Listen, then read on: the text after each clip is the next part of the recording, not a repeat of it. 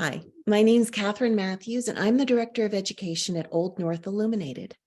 So welcome to tonight's speaker series event, and as always, thank you for your support of our programming. At Old North, one of our goals is to tell the stories of all the people and communities that are part of our site's physical, spiritual, and social history. In recognition of that, we acknowledge that Old North Church itself sits on land that was once the land of the Massachusetts people. By the time Old North was built in 1723, the Massachusetts people had been driven and displaced from their homes and decimated by disease and warfare. Their story and suffering has been obscured in the historical record, yet they survive, and the memories of their ancestors live on in the Massachusetts community. As always, let us think about the lessons of history and learn from them. As our regular speaker series attendees know, we aim to shine light on lesser known stories and underrepresented people in these talks. We also hope to provoke some reflection on how history, hard and messy as it can be, helps us to understand the present. This year, we have an additional goal. In 2023, we mark the 300th anniversary of the founding of Old North, or, as it is more formally known, Christ Church in the city of Boston. Throughout the year, there will be a variety of programs and events to celebrate this milestone. And as part of these commemorations, the 2023 speaker series will include several talks that touch on aspects of religion or faith practice over the centuries. Next month, on February 22nd, Professor Cherno Sase Jr. will give a talk entitled Black Spaces in White Worlds, which will examine how people of African descent used traditions such as Freemasonry to carve out religious and political space in the colonial period and during the American Revolution. And in March, Doctors Richard Bowles and Margaret Newell will discuss the oft overlooked stories of Black and Indigenous peoples in New England's religious history. The discussion will be moderated by Old North Research Fellow, Dr. Janie Crumley, and I, for one, cannot wait, and I hope you will join us. Tonight, Andrew Noone will share the fascinating story of Bathsheba Ruggles Spooner. Now, the Ruggles family were a prominent Loyalist family with deep roots in the colony. Bathsheba's fame or notoriety comes from her involvement in the murder of her husband and the sensational trial that ensued.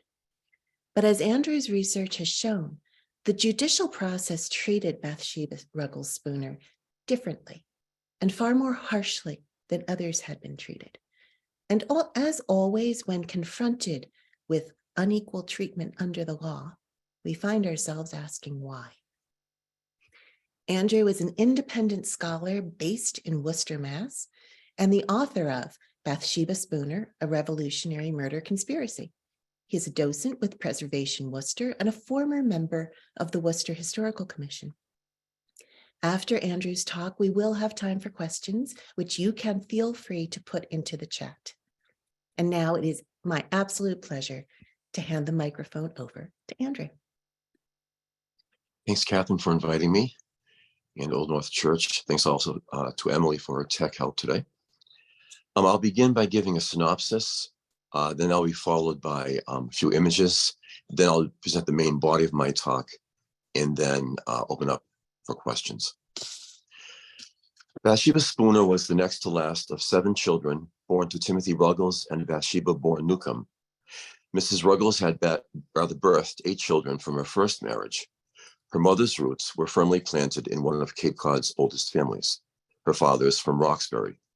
Timothy was born in 1711, descendant of a family long involved in Massachusetts politics, but none enjoyed the status to which he would rise. A brigadier general in the French and Indian War, he had also served as Speaker of the House for 2 years. His reputation suffered dramatically when, as delegate to the Stamp Act Congress of 1765 in New York, he refused to join those protesting the actions of Parliament and King George III. Now firmly placed in the camp of those loyal to the king, he freely accepted the position of mandamus counselor. one of the men who were appointed by the king's governor to the Upper Massachusetts House to do the king's bidding. Few men were as loathed in Massachusetts in the year 1774. That year, he was banished from his new hometown of Hardwick, a town his ancestors had founded and he himself nurtured. He remained in British-controlled Boston until evacuation day, March 17, 1776, when he was removed with most Tories to Staten Island.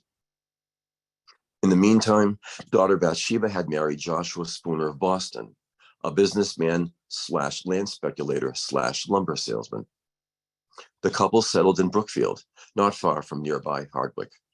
The marriage may have been an arranged one, a marriage which gossipers usually characterized as inharmonious. 16-year-old militiaman Ezra Ross of Topsfield, a native of Ipswich, left his hospital camp in 1777 in Peekskill, New York, to venture home. En route, he was taken in by Bathsheba in Brookfield and nursed back to health. He returned to Topsfield, then headed west again that fall to join what would become the Battle of Saratoga. The British had hoped to cut New England off from the remaining 9 colonies. General Burgoyne's troops heading south to meet up with General Howe's troops heading north. It was not to be. Howe instead focused on Philadelphia, leaving Burgoyne to fend off the increasing masses of American troops north of Albany. His entire army surrendered to American General Gates. Marched to Boston, the British POWs were quartered in Cambridge and Charlestown. Both Sergeant James Buchanan and Private William Brooks managed to escape, not a difficult task, and likely met each other in Worcester for the first time. Now February 1778, the men were apparently headed to Springfield for work when during a fierce snowstorm, they were called into the Spooner home. They remained there for the next few weeks, Bathsheba plotting her husband's murder with them. In the meantime, young Ezra Ross, just having attempted to poison Mr. Spooner, left with him to prepare his Princeton property, soon to be handed over to Spooner's brother. Ross never made it to Princeton, apparently borrowing Spooner's horse to return to Topsfield. All rendezvoused in Brookfield the evening of March 1st, 1778. It is unclear if their meeting was coincidental or arranged. Having dined with a friend and his wife, Joshua returned home alone through the snow and was assaulted at his well, beaten to death, and thrown in while his wife finished eating her dinner. The clothes he wore and those from his chamber, along with his cash, were distributed among the 3 men who fled on horseback and foot. All were arrested the next day. The trial took place in late April. Abraham Lincoln's distant cousin as defense attorney, Robert Tree Payne, a signer of the Declaration as prosecutor, in a trial organized by Governor John Hancock. With the trial lasting just over a day plus, all were found guilty. The date of execution was originally set for early June, but the 4 received a stay until July 2nd. Bathsheba claimed pregnancy. The officials in Boston allowed an exam to be done, proving that she was not with child. She insisted. A second exam, not authorized, instead confirmed her pregnancy, but the Boston authorities would not relent. Despite an informal third exam proving her right, her execution date was not changed. On June 10th, Abigail Adams wrote to her son John Quincy with his father in Paris. The modern history of our own times furnishes as black a list of crimes as can be paralleled in ancient time, even if going back to Nero, Caligula, or Cesare Borgia. All 4 accomplices were hanged July 2nd. An autopsy requested by Bathsheba confirmed her pregnancy of 5 months with a male child. Timothy Ruggles eventually found his way to Nova Scotia, where, as a loyal servant to the crown, he was granted a multi-100-acre estate, which he fostered as he had his legendary estate in Hardwick. His wife chose to stay behind in Massachusetts with their son. Timothy died in 1795 and was buried near his home in Nova Scotia. To this day, the burial site in Green Hill Park of Bathsheba and her unborn son has never been located. It remains Worcester County's favorite mystery. We could look at some slides now, I guess.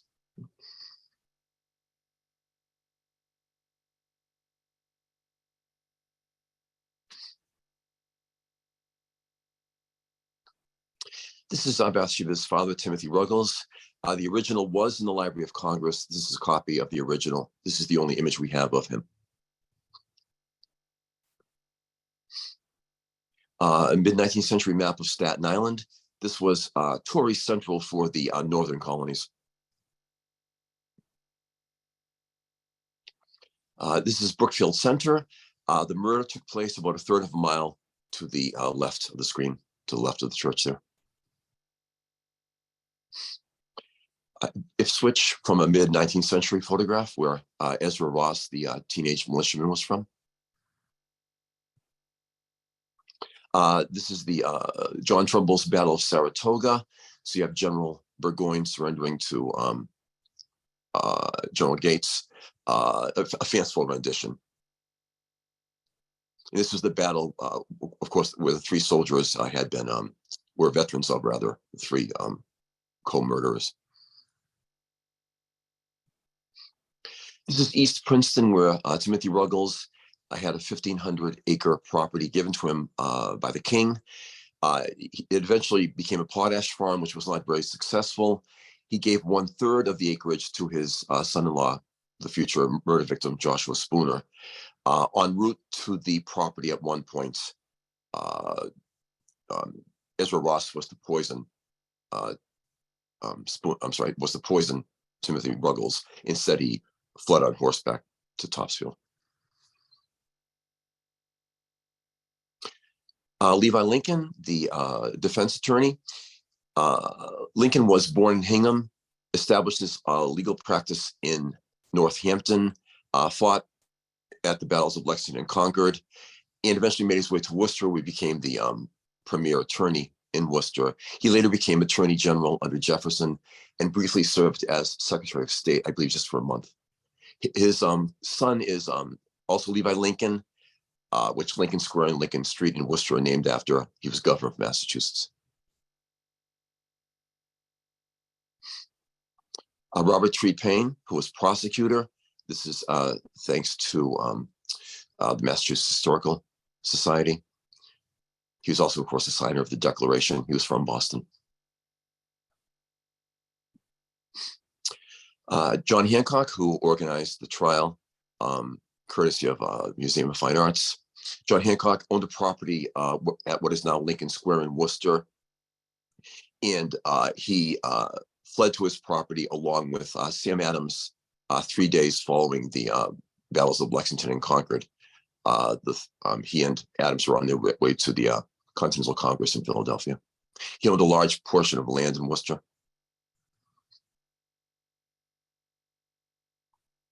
This is probably Worcester's most historic property. It's the Worcester County Second Courthouse, 1751. This is in its third location. Originally, it was where the old courthouse now stands at Lincoln Square in Worcester. In 1800, it was moved to face Green Street, which is not far from Polo Park today. And then close to 1900, it was moved to a newly established elite neighborhood in Worcester's west side, Bancroft Heights. In 1774, 3,000 farmers surrounded the building and forced the British judges out. Some people regard this as really the start of the Velvet American Revolution, months before Lexington and Concord. It was one of the first times where Boston officials, or rather officials of the British government, were forced from their place of business. In 1778, Bathsheba's trial took place. This is the site of the indictment. Because 1,000 people turned up for the indictment, they overwhelmed the building. They decided to move it the next day, the trial, to the meeting house downtown. The trial is significant, not just as a sensational story. It's the country's first capital case. Bathsheba is the first woman executed following the Declaration of Independence. The trial notes are believed to be the most complete from the American 18th century. Prudence, an enslaved tavern maid, is most likely the first African-American to testify in the country. And it was also probably the first mass hanging in America following the Declaration. In 1781, 2 years later, Bathsheba's attorney took on a case, the Quock Walker case, which ended slavery in Massachusetts, the first state in the nation to end slavery. The trial took place in this courthouse. And finally, in 1788, Shays' Rebellion, the first rebellion against the United States government, which took place in Taunton, Northampton, Concord, Worcester, and most especially Springfield also occurred in this building, as 1,000 farmers surrounded it. And again, as they had decades earlier, this time forcing American judges out of the building. Thanks. Next slide. Abigail Adams, who wrote that letter to John Quincy in Paris. When I was writing the book, it certainly occurred to me that the story was well known to just about everybody in Massachusetts at the time. And so there was no question that she was, I strongly suspected rather that she was referring to the Bathsheba Spooner case. Having written the book after the fact, I discovered that Bathsheba is John Adams' second cousin. They had the same great-grandparents. So there's no question in my mind that Abigail is referring to this murder case in that letter. This is Union Station in Worcester, 1912. The reason I'm showing you this, the British men are likely buried beneath this building. This is where the scaffold most likely was.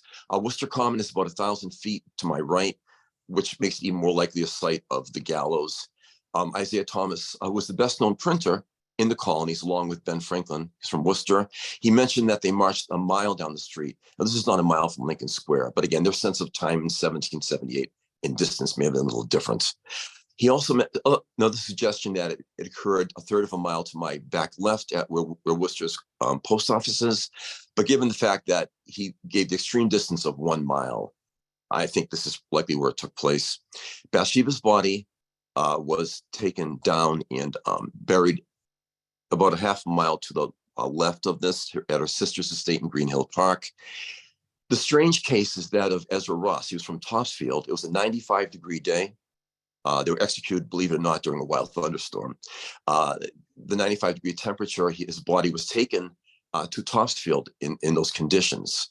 And again, body preservation does not date before the Civil War. So it's a little strange to consider how his body made it to Topsfield on a wagon in that heat. But he's buried alongside his minister counselor in Topsfield. This is a plaque dedicated to Timothy Ruggles in Wilmot, Nova Scotia. That's W-I-L-M-O-T. It's near his estate in Nova Scotia. In the last slide, this is the Massachusetts Veterans Memorial in Green Hill Park in Worcester. I show you this because one suggested site of Bathsheba's burial is to the back right of this.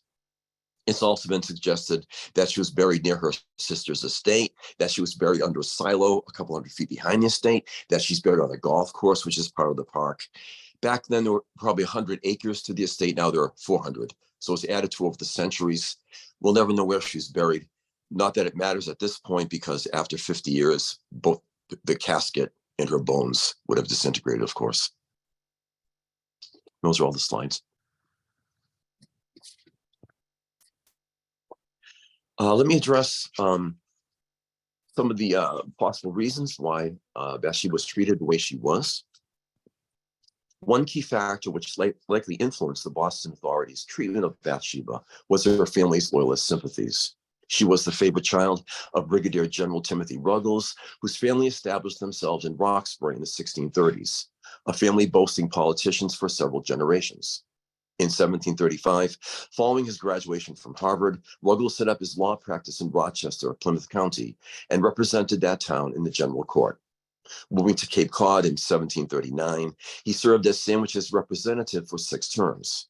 Later, as excise collector for Barnstable County, Ruggles greatly expanded his political connections. Militarily active as well, he was named commander-in-chief of forces in northern New England in the 1740s in the ongoing battle between France and Great Britain to control Canada. Moving to Hardwick in Worcester County, a town his family had founded, he served as representative and was named Speaker of the House in 1762, as well as Chief Justice for the Court of Common Pleas in Worcester. Ruggles had always been a favorite of King George III, who awarded him 1,500 acres in Princeton, Mass, in recognition of his military service. In 1765, Ruggles was chosen to lead the Massachusetts delegation to the Stamp Act Congress in New York. The delegation was aware that the General Court had given it authority to vote as they wished, the general sense being that the delegates would vote to repeal the hated tax. Instead, Ruggles refused to cast a vote, claiming that he would not do so without consent of the general court, infuriating not only his fellow Massachusetts delegates, but those from other colonies as well. The once heralded hero of the Canadian Maritimes returned home in shame. John Adams noted his inflexible oddity. Years later, hyperbolically noting that Ruggles was held in contempt and derision by the whole continent. Ruggles soon became recognized as the colony's most vocal mouthpiece for the monarchy. In 1766, he ridiculed the suggestion of sending colonial representatives to Parliament and spoke against the development of local industry. The same year that he led a delegation opposed to rescinding an act which imposed duties on imported goods. In 1771, as a sign of the king's ever-increasing favor toward Ruggles, he was named Surveyor of Woods, a handsomely salaried sinecure. A year later, Ruggles sold off 2/3 of the Princeton property land granted him earlier by the king. Ruggles may have seen the writing on the wall as to his tenuous position in Massachusetts politics. Sealing his fate ultimately as enemy of the colony's patriots, in 1774, Ruggles was named Mandamus Counselor by George III, one of the men chosen to work alongside the royal governor. To do the king's bidding, the counselor is no longer chosen by local men. With his patriot brother begging him to refuse the appointment, he was exiled from his Hardwick home and left for Boston to accept the position. Worcester's blacksmiths, headed by leading Minuteman Timothy Bigelow, signed an agreement boycotting all friends of the king, naming among others Ruggles and the Worcester lawyer with whom John Adams had apprenticed, James Putnam. In December of that year, never one to do anything by halves, Ruggles had published in Boston an advertisement for his loyal American associates, hoping to recruit those who assert their rights to freedom, consistent with the laws of the land, from such rebellious ones as under the pretense of being friends, who are frequently committing the most enormous outrages upon the person and the property of His Majesty's peaceable subjects, who for want of knowing whom to call upon in these distracted times for assistance, fall into the hands of bandits, whose cruelty surpassed those of savages. What were Bathsheba's sympathies?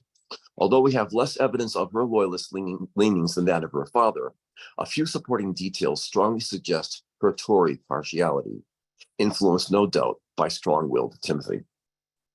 In 1772, Timothy sold the largest portion of his vast acreage in Princeton to Bathsheba's husband.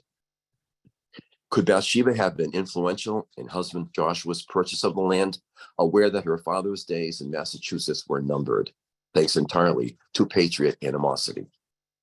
A contemporary noted in his memoirs of the Revolution that Bathsheba was remarkable for attachment to the royal cause, although Mr. Spooner was decidedly devoted to the opposite interests. Another wrote, Bathsheba's hostility to her husband was fostered in hatred greater than could be owing to mere political difference of opinion. In October of 1775, or 4 months following the Battle of Bunker Hill, her father's estate was rampaged by patriots, plundered of all weapons, Timothy's horse poisoned, the general's wife terrified. Living but a few miles south, Bathsheba certainly learned of the outrage, likely exacerbating her animus against the rebels. A few months later, the estate was seized and auctioned off, likely adding to Bathsheba's hatred. Bathsheba's mother, also Bathsheba, had been tavern keeper in Sandwich, her tavern the favorite meeting spot of loyalists in town.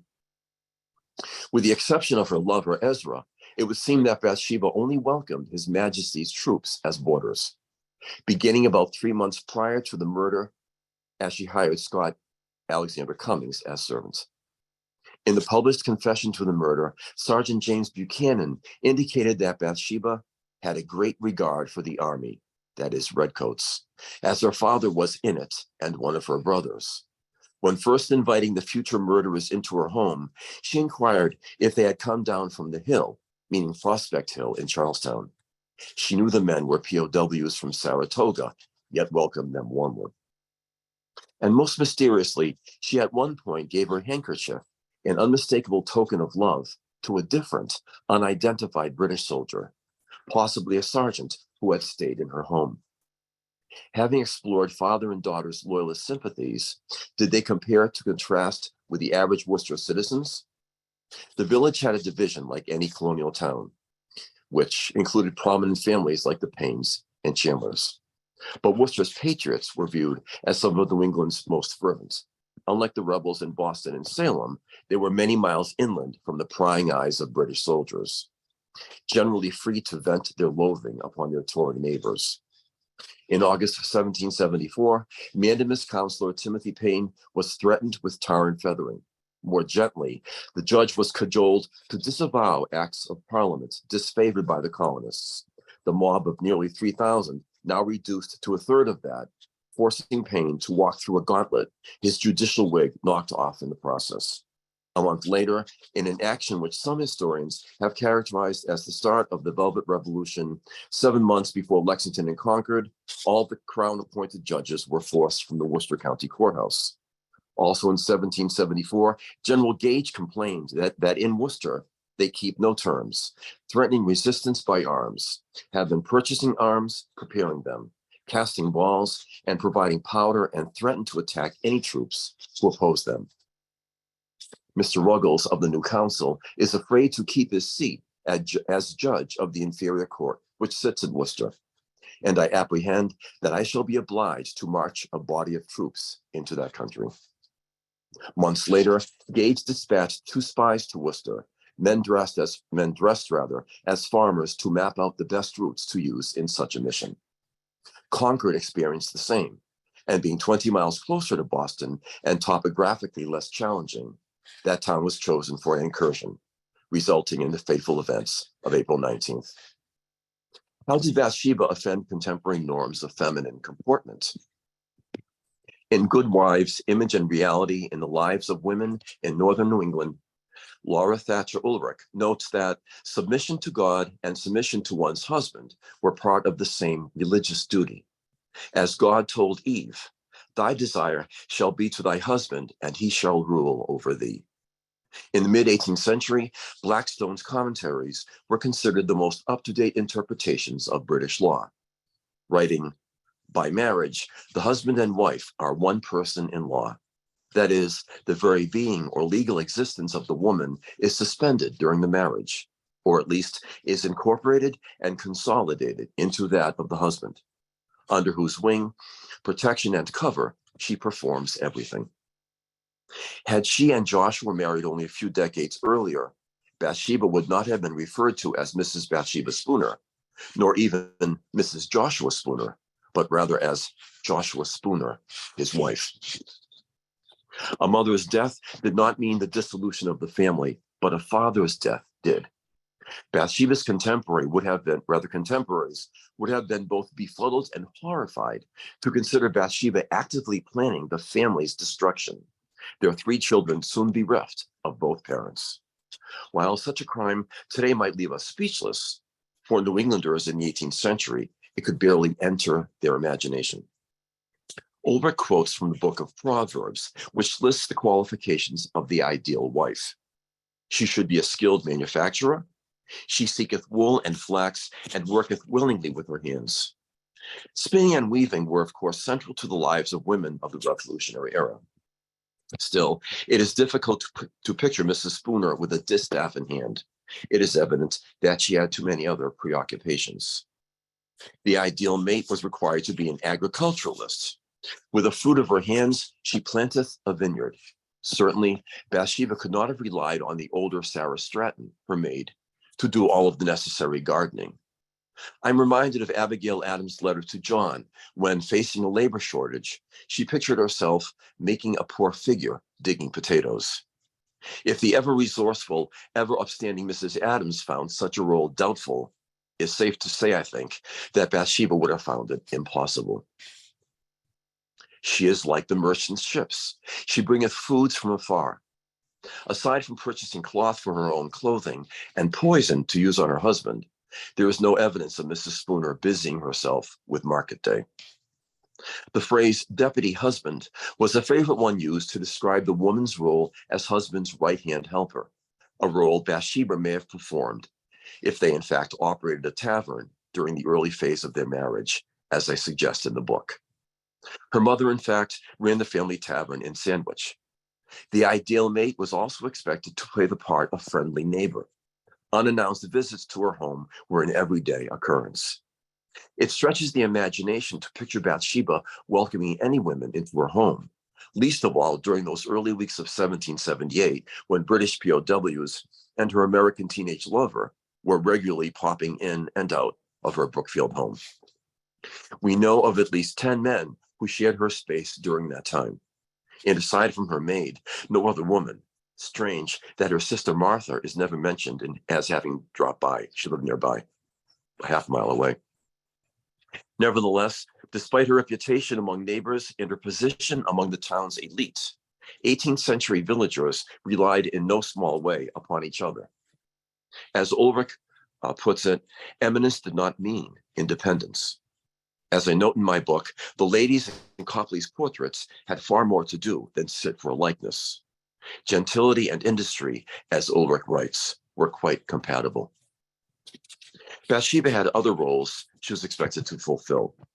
As the daughter of a prominent family, she served as a model of comportment for the community. As consort, she was a modest friend while also Joshua's sexual partner. As mother, she was the ultimate model of propriety for her children. As a Christian, all of these roles were to be viewed through a biblical prism, which in the last analysis placed women in a subservient role. Mrs. Spooner may have occasionally played her part, but it would seem that in each category she was found wanting. What of the war and its impact on public perceptions of Bathsheba? Mary Beth Norton, in her classic work, Liberty's Daughters, The Revolutionary Experience of American Women, 1750-1800, writes that with men away, new fields of endeavor for women gave women a new sense of their capabilities within and without the house. Although Joshua Spooner never enlisted, as a businessman / speculator, he was absent from the home for long stretches at a time. His travels necessitated Bathsheba's increased role as manager of the property, which unhappily coincided with soldiers frequently wandering the back roads of Massachusetts, many of whom Bathsheba welcomed into her home, at least 4 of which, and possibly 5, had discussed Joshua's murder with her. Although any military threat to Massachusetts ended on Evacuation Day, March 1776, the General Court remained very concerned about the presence of enemy prisoners of war and deserters who roamed throughout the colony, most alarmingly following Spooner's murder. Many of these soldiers also threatened the spread of smallpox. The war, of course, divided many houses politically.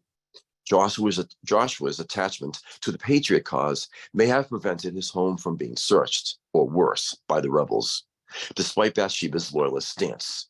And more incredibly, despite her father's widespread notoriety, which caused such damage and eventual seizure of his estate in Hardwick. We might also consider the possibility of resentment by the townspeople toward the Spooner household. Still in his 30s, there is no evidence that Joshua ever enlisted. Many homes in Brookfield deprived of their husbands and fathers now fighting for the cause. Bathsheba's loyalist stance likely did not help to cast the domestic situation in any better light by her neighbors, and neither did the Spooners seem to have been too affected by rampant wartime inflation, which was likely felt keenly by their fellow Brookfieldians. Although pure speculation, it is not unthinkable that Bathsheba may have influenced Joshua to avoid service, perhaps further irritating the villagers. Given Bathsheba's partiality toward the king, her entertaining enemy soldiers may have raised even more enmity among locals. Loyalist women were not unknown to serve as spies for the British.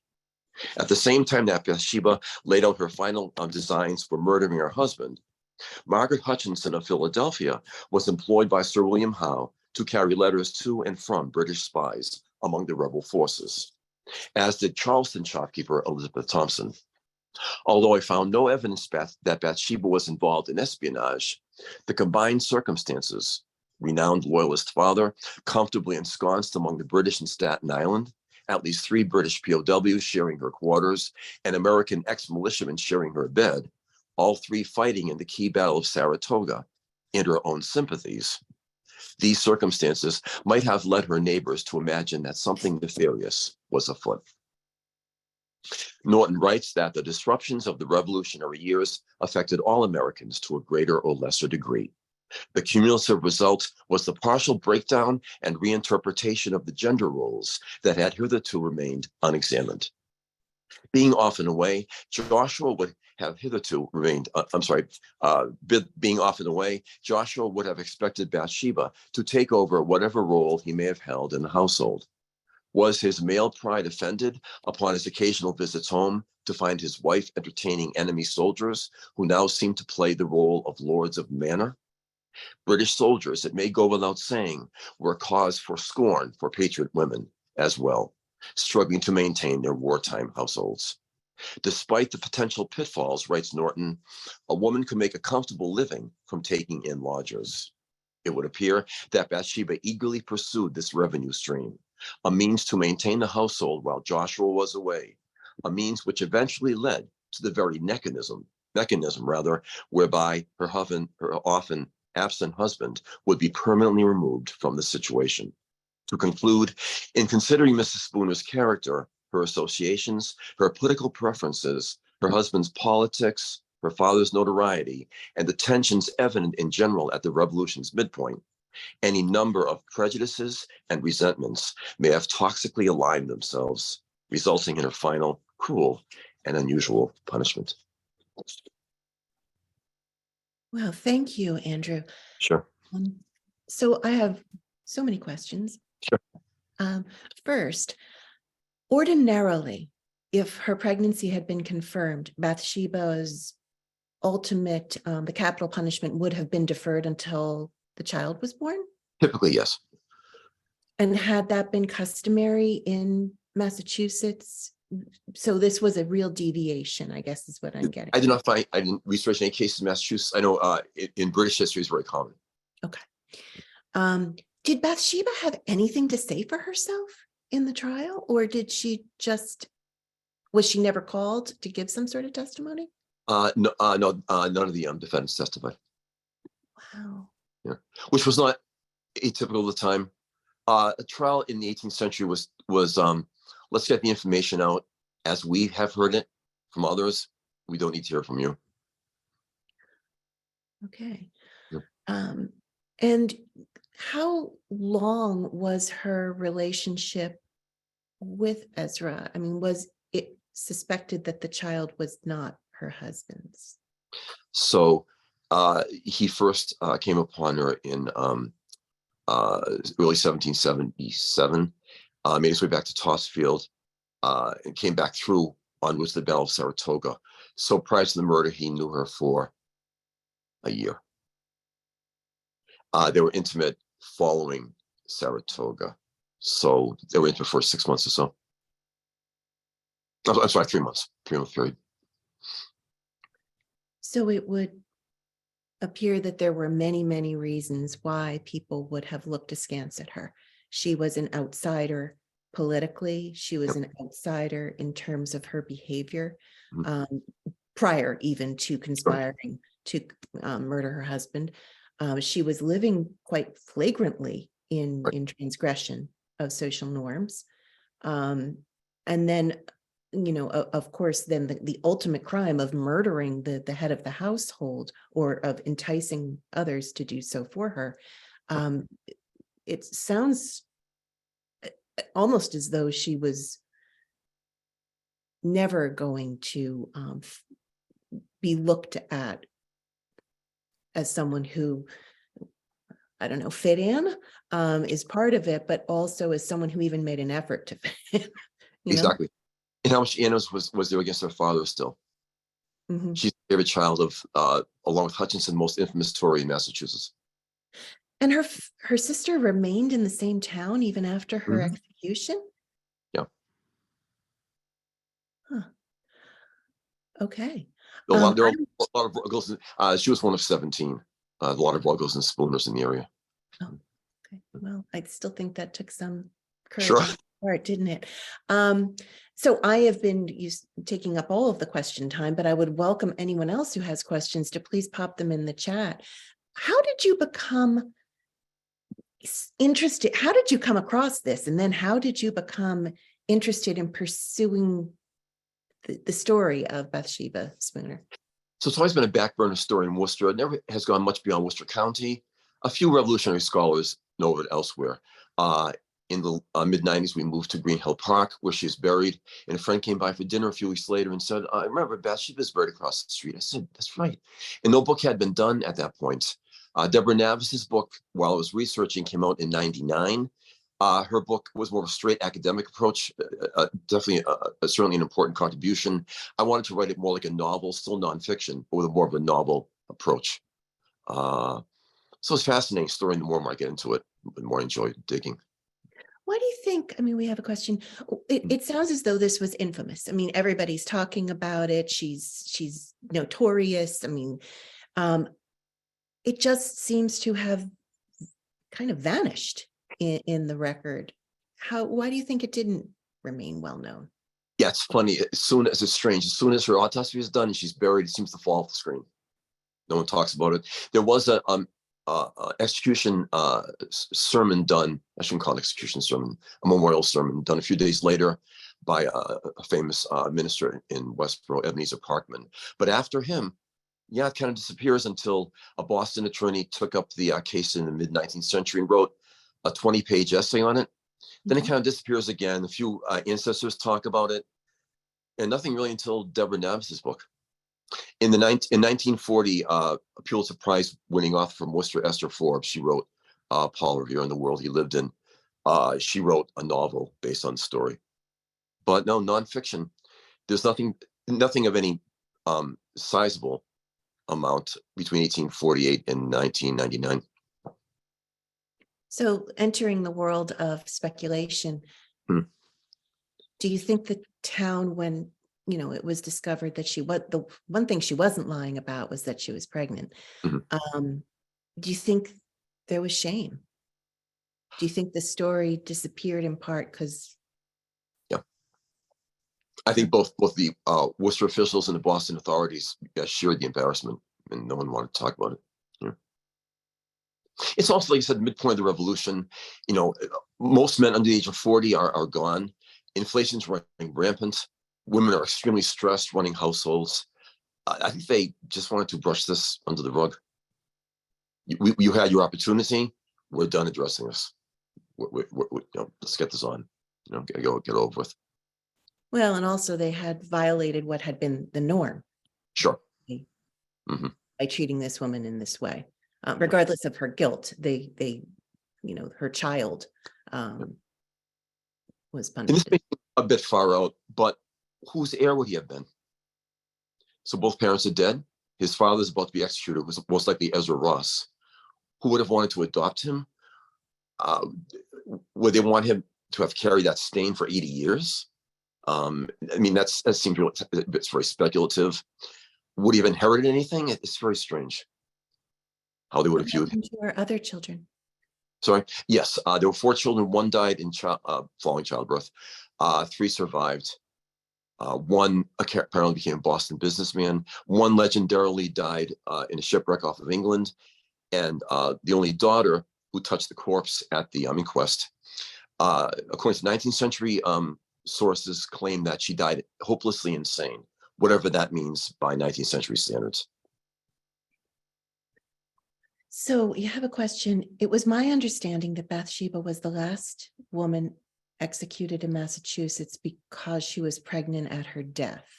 Is this correct? Since then? Yeah. A couple of women came close, but she was the last in Massachusetts. Other women, I forget where she was from. I want to say Salem, maybe, not sure. She was excused on technical grounds. She was given the death sentence, but they pardoned her. I think she was the one that came that close. Of course, in history, Surratt is often mentioned as the first one in American history, but it's how you define American history. Does history begin following the Constitution, or does it begin following the Declaration?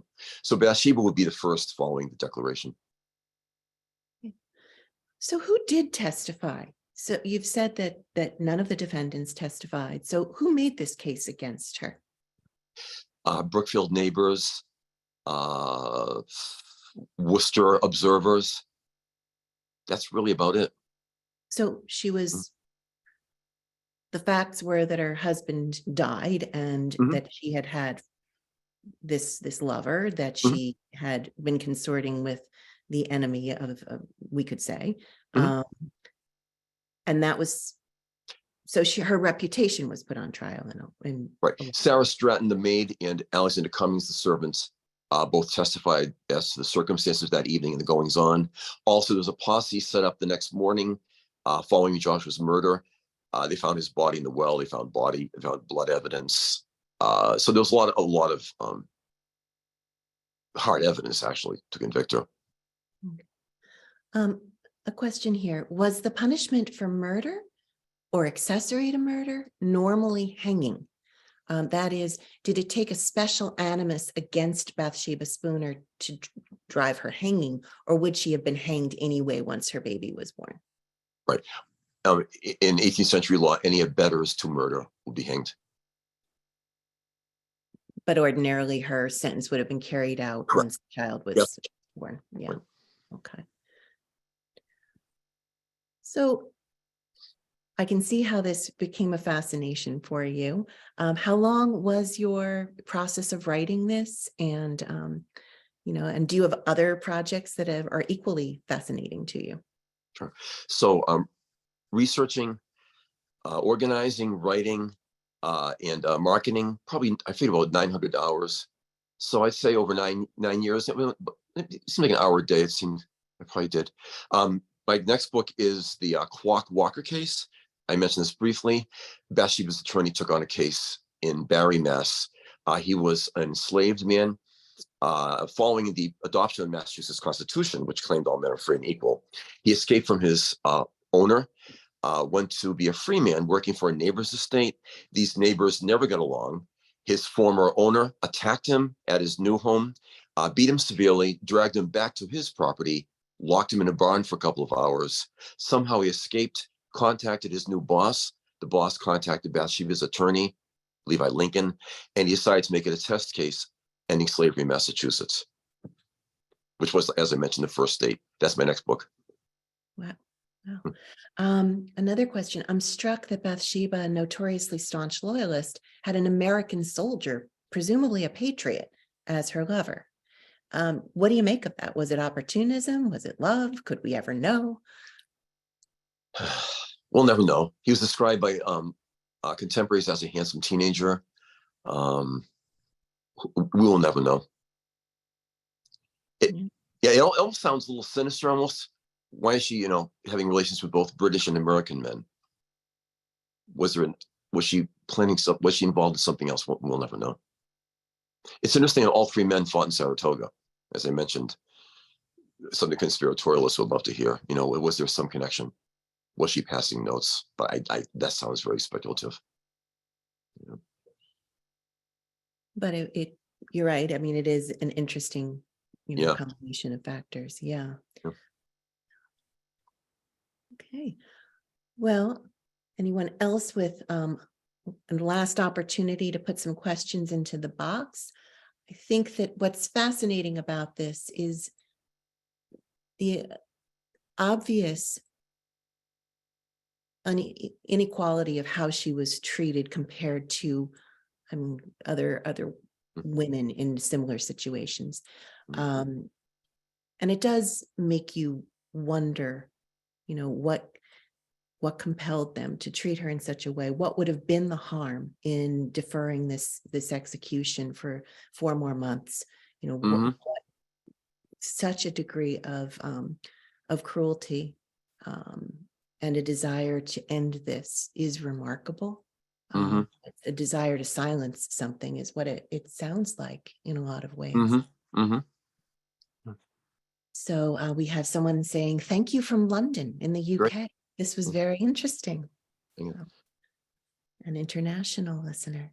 Did she expect to get away with it? Oh, what do you think? Unfortunately, they kind of took a Keystone Cops approach. it was so obvious about it. And I mentioned the book, Brookfield has hundreds of acres of woodland. In fact, it still probably has. Why couldn't they have waylaid him when he was taking one of his many trips away from the home? They could have buried his body. No one would have questioned for 2 or 3 weeks. Seems like Josh has been gone a while on one of his trips. Where is he? Why did they do it so obviously a third of a mile from the center of town? The day following the murder, they had escaped to Worcester the night before. At a Worcester tavern, Brooks extends his legs, and lo and behold, he's wearing boots with JS silver monogrammed initials. And the Worcester citizens are horrified, but he was arrested at that point. So it was so obvious in so many ways right around it. Blood evidence in the snow, not knocking him to his own well. I mean, not well planned. Was it inheritance that drove the decision to hang her before the birth? Yeah, that's something I've wondered about. Again, whose heir would he have been? What would he have inherited? Yeah, it's a good question.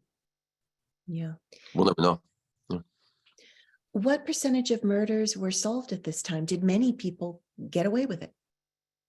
Murder was a very rare occurrence at this time. And I suspect very, very few got away with it. I mean, I don't know that. I have no evidence for that. But I just strongly suspect it was a rare crime. Yeah, ultimate transgression, right? Mm.